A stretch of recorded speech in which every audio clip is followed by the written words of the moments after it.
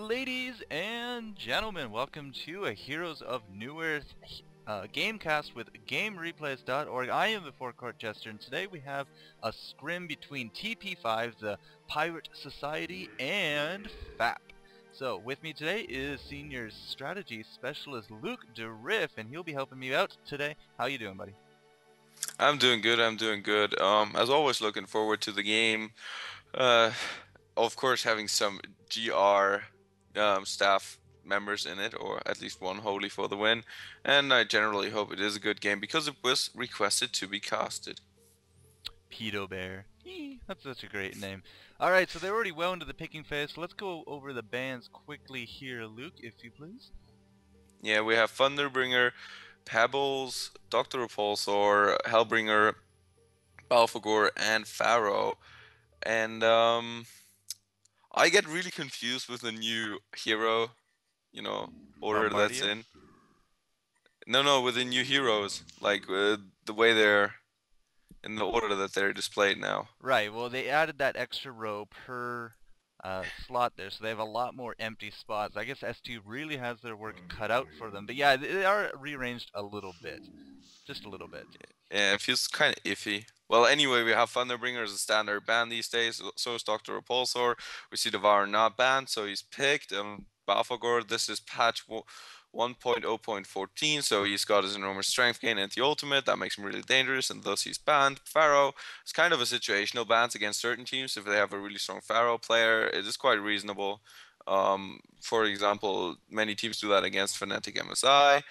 Pebbles is just a strong solo mid single man ganking machine, and then we have Hellbringer, who's just an overall strong support hero, probably one of the best in the game. Oh, he's also a very strong initiator. Combine that with, of course, the Pebbles one-trick pony, so that's double initiation out of the running. So that puts us now into the pick, so let's finish them up really quick. We had a Soul Stealer picked through a Bubbles, Pandemonium, probably going to be setting up a Trilane there with the Witch Slayer, and whoever they can get for that last slot. Bubbles, of course, would probably be a great choice for their hard solo lane, and of course Soul Stealer mid with his great demon hand potential. What have we got for the Hellborn? We go Pyromancer, Voodoo Jester, Devourer. Thus far, not really revealing very much. I know that FAP like to run the Pyromancer in the trial lane, which I'm not like completely bought on, especially if you have Witch Slayer still in the pool, I imagine. And yeah, he's like Witch Slayer, but worse in that case. We have Malikin and Valkyrie now picked up. That indicates a trial lane with Devourer mid and Valkyrie in the hard solo. Yeah, as you just suggested. Going to be interesting how the trial lanes turn out. If they're going to work up against each other, or if they're, there's going to be one trial lane versus a solo, or and another trial lane versus a solo. Vindicator as the last pickup, so I'm not too sure actually they're going to end up with a Trilane with that kind of markup. Now, of course, Vindicator is probably going to be rotated around until he can finally land a place against either Malikan or that Devourer, as both heroes really have that small mana pool. So the Vindicator first skill, his Sage's Lore, I believe. Yeah, Sage's Lore will drain mana and health until you use a spell. So you're going to lose mana, and then you have to use your spell regardless if it's going to hit anything useful.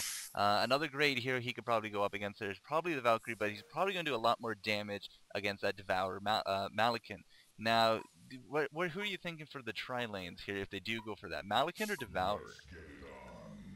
If they're gonna go for the trial lane, I think it's gonna be Malikan because Devourer is a really popular solo mid these days, and he's proven to be very strong if if the right player plays him, because Devourer really scales with the skill of the player that plays Devourer.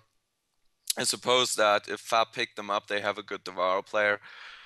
And yeah, it really depends. I am not sure whether they're gonna run a trial lane around that Vindicator, because Vindicator obviously has no stun, slow, or any kind of disable, which would really suit a trial lane. And it's gonna be very interesting how they play him. And as you said, he's gonna most likely go up again either against the Devourer or against Malikan. I'm not entirely sure. The reason I don't like Vindicator as much anymore is because of the Blatulus. Devourer and Malikan both can pick it up and then have a really easy time with the constant mana regeneration to just throw out spells. And Vindicator, on the other hand, is going to have a really hard time to do anything with Sage's Lore. Well, yes and no. I mean, you're still probably going to be spamming it. They wouldn't have picked him up otherwise. And the silence can also be very underestimated up until like some really big team fights. That silence can also really turn a lot of heads, especially against a team such as this. I mean, they got a Pyromancer, they got themselves that Devourer, the Malikan, the Voodoo Jester, and of course the Valkyrie. So a lot of those guys can be really shut down with the right amount, with the right timing of silence, especially since you have, very spammy kind of uh, spell throwers. Like the Pyromancer, he has 3 damage spells. So either way, or sorry, 2 damage spells in his nuke. So his ultimate nuke. And so that's a lot of opportunity for that AoE silence to be triggered right there. Voodoo Jester with, of course, the Mojo, the Acid Cocktail, the Cursed Ground. His ultimate not so much, but because it's not very spammable. But yeah, I just see really the Vindicator being picked up here as a big counter pick towards their carry sort of ganking lineup that they have here. Yeah, I see that. And now as we speak of it, I think that they're gonna do the Vindicator in the mid lane because they expect Devourer to be there. But that is just not gonna happen because their Hellborn are gonna run their tri lane down bottom, which of course puts their tri lane in their short lane, and that gives Devourer the opportunity to go top and solo top, and there he will be up against Bubbles, which he can do fairly well against.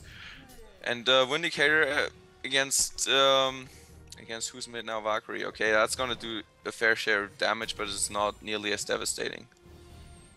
Yeah, I mean, this is one strategy people do employ to counter those tri-lanes. So TP5 are obviously not interested in kind of accomplishing a tri-lane here together. But they have thrown 2 mid now to counter that Valkyrie. And we still have the one-on-one up top, Bubbles versus Devourer, but that's kind of the null issue. The null issue here is that you send a two heroes to counter one of the solo lanes. That way, I mean, if you just tower hug with your 2 against that tri-lane, I mean, it's not the best strategy because you're not going to be pushing out a lot, but at the same time it will net you experience. The idea of the second hero going to that other mid lane or solo lane with your solo carry is to try to shut down their solo carry. So, I mean, sometimes it works, sometimes it doesn't. As we said, a lot of the bans here kind of reflected stuff like that. We got Bubbles in a little bit of a duel up top against Devourer. Not too sure if he's going to try sticking that out. He will cell surf his way out of there. But the bottom lane is the one that really has to be concerned here for the Legion because they're down south 3 versus 2. And at the same time, mid, Valkyrie has to be kind of concerned because she's 2 on 1.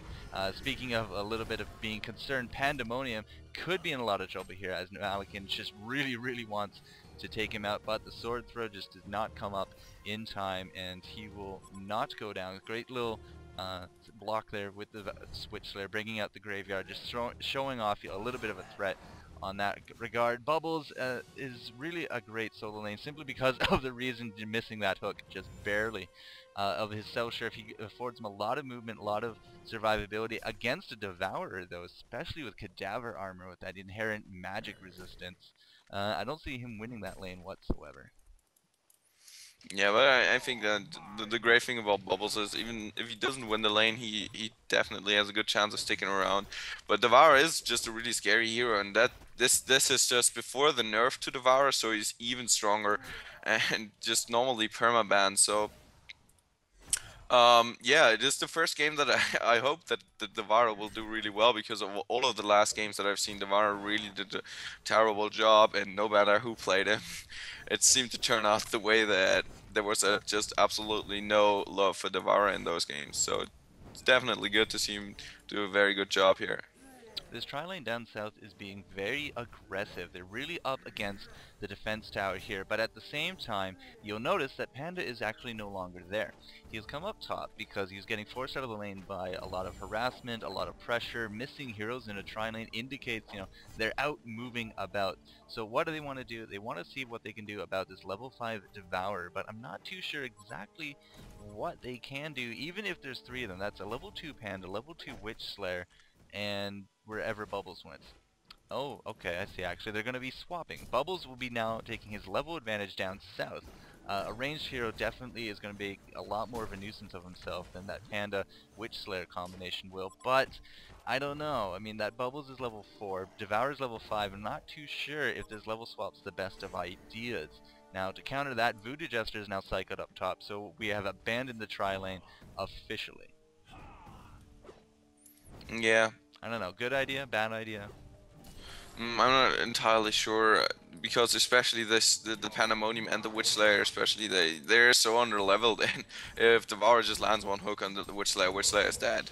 Like there's no hope in hell for Witch Slayer to get out, and that's really iffy. I mean, right now the Hellborn have won 2 lanes, and the Legion. Yeah, see that? Oh my God, See what? poor Witch Slayer. Yeah, Witch Slayer did go down. He did get hit by that hook. Yeah. And the level 5 Devour, he will be hitting level 6 pretty soon. And this Panda can only offer so much support with his level 3. I mean, Devour is a big guy. I mean, he's almost into the quad digits already. 1,000 hit points, level 5. He's taken 3 hook, 1-1. And really the 3 hook is going to be putting out a lot of damage. Bubbles, however, might have just made a big error as he used his Shell Surf already for an offensive. And that let Malakin just jump in here with his sword. Now, unfortunately, Malakin just does not have the movement speed to clean this up, but he will try with that sort of his Bubbles coming out with his take cover. I don't think it actually worked, but the tower dive just did not work in Malakin's favor whatsoever. Bubbles picking up the first kill for the Legion. Yeah. Yeah, I just wanted to say that the Hellborn generally, even though they just, even though Malakin just died, they won basically top and bottom lane. As Devour was winning the lane against Bubbles, and the tri lane was obviously winning against Pandemonium and Witch Slayer.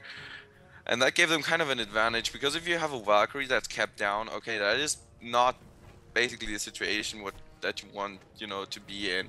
But it is not nearly as bad as if, your like Devour is kept down. If you really shut down a Devour, that's very devastating for a team.